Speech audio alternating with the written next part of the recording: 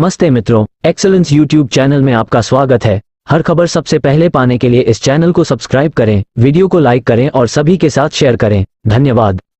Hello दोस्तों, अगर आपने इस बार जीडीएस में 2024 रूल 3 साइकिल में अगर ट्रांसफर के लिए अप्लाई किए हो तो ये वीडियो आपके लिए ही है दोस्तों। तो आप सब लोग जानते हैं कि 7 जून जीडीएस रूल 3 ट्रांसफर का मई 2024 साइकिल का जो फास्ट लिस्ट है वो पब्लिश होने वाला है। तो उसके पहले मैं कुछ इंपॉर्टेंट बातें आप सबको बताना चाहता हूँ जो आप सबके लिए बहुत ही इंपॉर्टेंट है। तो मैं आप सबको बताऊंगा कि अगर आप ट्रांसफर ऑलरेडी अप्लाई कर दिए हो और ट्रांसफर लिस्ट निकलने वाला है कल ही, और उसके पहले कुछ पैरामीटर्स है जो अफेक्ट कर सकता है आपको ट्रांसफर को। मतलब कि कुछ ऐसी चीज है जो डिसाइड करेगा कि आपका ट्रांसफर अप्रूव होगा या फिर नहीं होगा। तो ट्रांसफर के बाद आपको रिलीव किया जाएगा या फिर आपका ट्रांसफर रिजेक्ट कर दिया जाएगा, ये डिसाइड करता है बहुत सारा फैक्टर्स। तो वो सारे फैक्टर्स आज देखेंगे। तो लिस्ट निकलने के पहले आप ये सारे चीज बहुत ही अच्छे से समझ ले। तो नोटिफिकेशन आप देखे, ऑफिशियल नोटिफिकेशन, तो इधर पर देखिए साफ साफ लिखा है कि release of list of transfers approved by CPT. तो सीपीटी के द्वारा ट्रांसफर अप्रूव्ड की जो लिस्ट निकलेगी वो निकलेगी 7 जून। तो कल ही निकलने वाला है लिस्ट। लेकिन दोस्तों उसके पहले बहुत कुछ आलोचना करना होगा। तो इधर पर उसके पहले वाला जो रो है आप देख सकते हैं कि verification of online applications by the divisions 30 to 3 जून, मतलब कि 30 मई से 3 जून तक डिवीजन के द्वारा हर एप्लीकेशन वेरीफाई किए जाने थे। ठीक है, तो वेरिफिकेशन में डिवीजन क्या करेंगे ये सब कुछ आपको जानना बहुत ही जरूरी हो जाता है। क्योंकि आपका देखिए पोर्टल खुला था रजिस्ट्रेशन के लिए और एप्लीकेशन करने के लिए 21 मई से 27 मई तक, और उसके बाद 2 दिन का आपको टाइम दिया गया था मॉडिफिकेशन करने के लिए। और उसके बाद ही 30 मई से 3 जून तक डिवीजन, हर एक डिवीजन जो एप्लीकेशन सबमिट हुआ है उस सबको वेरीफाई करना था। तो दोस्तों आप एक बार अगर ट्रांसफर के लिए अप्लाई कर देते हैं पोर्टल में तो वो सब कुछ पोर्टल में सबमिट हो जाता है, डाटाबेस में चला जाता है और डिवीजन वाइज हर एक डिवीजन में चला जाता है वेरिफिकेशन के लिए। तो जो ट्रांसफर लिस्ट निकलेगा वो ऑनलाइन ही निकलेगा, सीपीटी उसको पब्लिश करेगा। लेकिन जो एप्लीकेशन आपने सबमिट किए हैं वो सबमिट किए एप्लीकेशन को वेरीफाई करने का काम जाता है डिवीजन को। तो जैसे कि अप्लाई करने के समय आप बहुत सारे कुछ फिलअप किए थे, जैसे कि आपका नाम, आपका date of birth, date of joining, आपका कम्युनिटी क्या है, आप कौन सी कम्युनिटी के अगेंस्ट सिलेक्टेड हुए हो। ठीक है दोस्तों, तो ये सब कुछ आप फिलअप किए थे। आपका पीडब्ल्यूडी स्टेटस क्या है, आप कॉम्पैशनेट ग्राउंड में सिलेक्शन लिए हो या फिर नहीं, ये सब कुछ आप फिल किए थे। तो यही सब कुछ डाटा अब फिर से डिवीजन चेक करेंगे और उनका चेक करने का टाइम लिमिट देखिए एक क्रॉस हो चुका है। तो 30 मई से 3 जून तक ये सारा दिन हर डिवीजन का यही काम था कि जो रूल 3 पोर्टल में एप्लीकेशन सबमिट हुआ है वो सारे सबमिटेड एप्लीकेशन को वेरीफाई करना था। तो अगर आप कोई भी डाटा अगर गलत डाल देते हो जीडीएस रूल 3 पोर्टल पर, जैसे कि आपका डेट ऑफ ज्वाइनिंग गलत डाल देते हो या फिर आपका पीडब्ल्यूडी स्टेटस, ठीक है, आपका कास्ट, कौन से कास्ट के अगेंस्ट आप सिलेक्टेड हुए हो, ये सब कुछ अगर आप गलत डाल देते हो तो दोस्तों डिवीजन अगर वेरीफाई करके गलत पाता है तो आपको तुरंत रिजेक्ट कर दिया जाएगा। तो आप मानते हैं कि मैं ट्रांसफर के लिए एप्लीकेशन किया हूं, ठीक है, और उस पोस्ट में और कोई भी नहीं किया है तो मेरे ही सिलेक्शन हो जाएगा। लेकिन दोस्तों ऐसा नहीं होगा।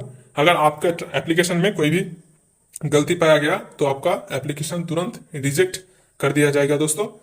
ठीक है, तो आप मॉडिफिकेशन में सब कुछ सही नहीं कर सकते हैं क्योंकि लिमिटेड मॉडिफिकेशन का आपको ऑप्शन दिया जाता है। आप सिर्फ प्रिफरेंस चेंज करने तक ही सीमित रह सकते हैं मॉडिफिकेशन को।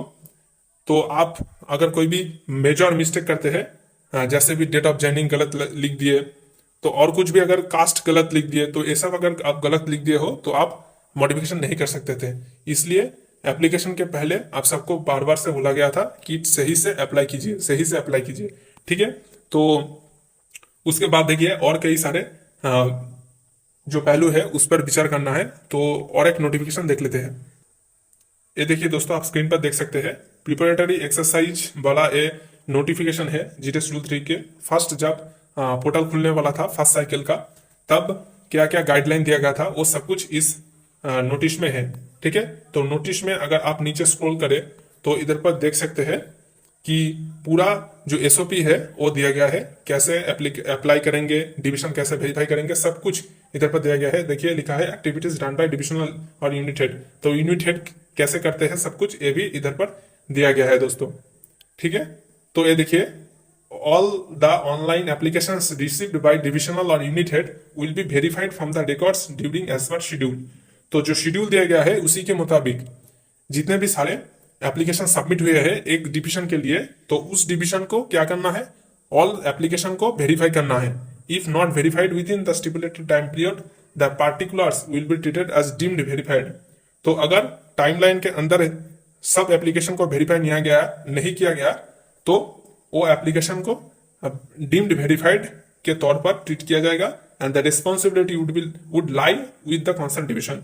और इसका जो अंजाम है उस कॉन्सर्न डिवीजन जो है उसको भुगतना पड़ेगा और इसका जो पूरा दायभार है डिवीजन को ही लेना पड़ेगा। No extension in this respect will be granted to the current cycle. तो कोई भी एक्सटेंशन डेट का नहीं दिया जाएगा। तो आप देख सकते हैं कि हर डिवीजन के लिए भी टाइमलाइन दे दिया जाता है एप्लीकेशन वेरीफाई करने के लिए। तो उसी टाइमलाइन के अंदर हर डिवीजन को सारे एप्लीकेशन जो सबमिट हुए हैं ऑनलाइन पोर्टल पर सब कुछ वेरीफाई करना होता है। और इधर पर देखिए साफ साफ बोल दिया गया है कि डिवीजन कौन कौन सा गलती के लिए आपका एप्लीकेशन रिजेक्ट कर सकते थे। इधर पर साफ साफ लिखा है applications received from GDS who does not fulfil the eligibility criteria as on the date of application shall be rejected outright by the divisional or unit head by entering appropriate remarks। तो दोस्तों जिस दिन आप application submit करते हैं उस दिन तक अगर कोई भी एलिजिबिलिटी क्राइटेरिया जो है आप फुलफिल नहीं करते हैं तो तुरंत डिवीजन जब वेरीफाई करेंगे एप्लीकेशन तो आपका एप्लीकेशन रिजेक्ट कर दिया जाएगा। जैसे कि जिस दिन आप अप्लाई करते हो उस दिन अगर आप 1 साल का रेगुलर एंगेजमेंट पीरियड कंप्लीट नहीं किए हो तो आपका एप्लीकेशन रिजेक्ट कर दिया जाएगा। मान लीजिए आप अप्लाई किए हो 24 तारीख पर, सॉरी अगर बातों में आप मान लीजिए कोई भी डेट ले सकते हैं, मैं समझाने के लिए बोल रहा हूं।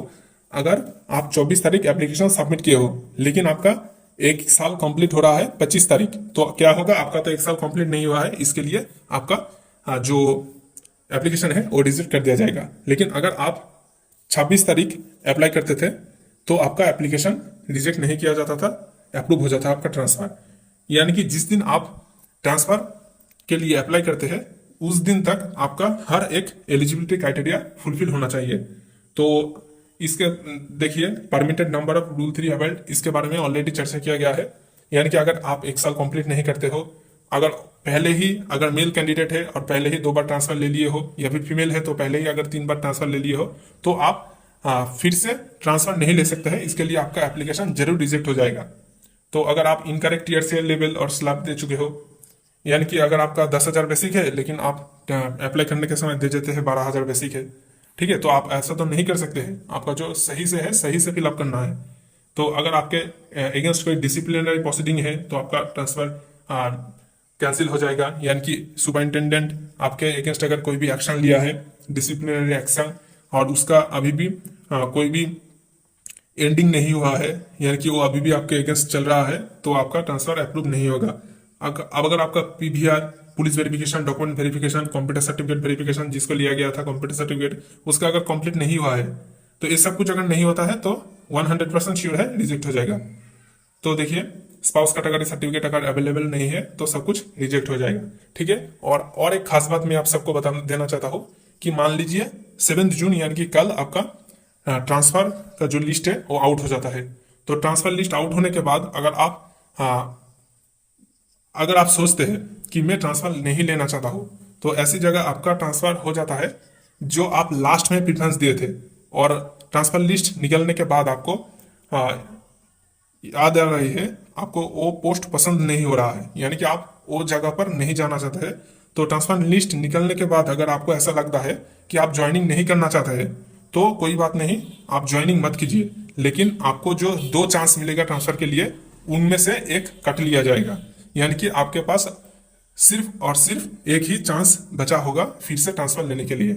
यानी कि एक बार अगर आप ट्रांसफर के लिए अप्लाई कर देते हो, उसके बाद लिस्ट में नाम आ जाते हैं, तो आप चाहे ट्रांसफर लो या फिर ना लो, आपका एक जो ऑप्शन है, दो ऑप्शन में से जो एक ऑप्शन है वो आपका चला जाएगा और बचा रहेगा एक। यानी कि ज्वाइनिंग करो आप नए पोस्ट में या फिर ना करो, अगर आपका ट्रांसफर लिस्ट में नाम आ जाता है तो आपका एक बार काउंट हो जाएगा। ठीक है दोस्तों, तो ये सब कुछ आप सबको बताना था। तो आप सब अगर सही से अप्लाई किए हो, कोई भी इंफॉर्मेशन गलत नहीं डाले हो, सब कुछ सही है, आपका सब कुछ वेरिफिकेशन कंप्लीट हो चुका है, एक साल भी कंप्लीट हो चुका है। ठीक है, तो आपको चिंता करने की कोई बात नहीं है। कितने सारे जीडीएस भाई बहन का ट्रांसफर होने वाला है पहले वाला वीडियो में बताया गया है। आप खुद का डिवीजन का डाटा भी देख सकते हैं, कितनों ने अप्लाई किया है, कितनों का पेंडिंग है अभी भी एप्लीकेशन, कितनों को डिलीट किया गया है और कितनों को नहीं डिलीट किया गया है, वो सब कुछ आप देख सकते हैं दोस्तों। तो ट्रांसफर अप्रूव होने पर आपके मोबाइल में मैसेज चला जाएगा और उसके बाद जब पोर्टल में लिस्ट आएगा तो आप लिस्ट में नाम भी देख सकते हैं। तो दोस्तों, लिस्ट आते ही सबसे पहले आपको इस चैनल पर सूचित किया जाएगा, तो आप हमारे साथ जुड़े रहे। इस चैनल का जो लिंक है, जीडीएस ग्रुप का टेलीग्राम चैनल है, वो ज्वाइन हो जाइए। उधर पर हर नोटिस, हर जानकारी सबसे पहले आपको दिया जाता है। जो व्हाट्सएप ग्रुप है वो भी ज्वाइन हो जाइए।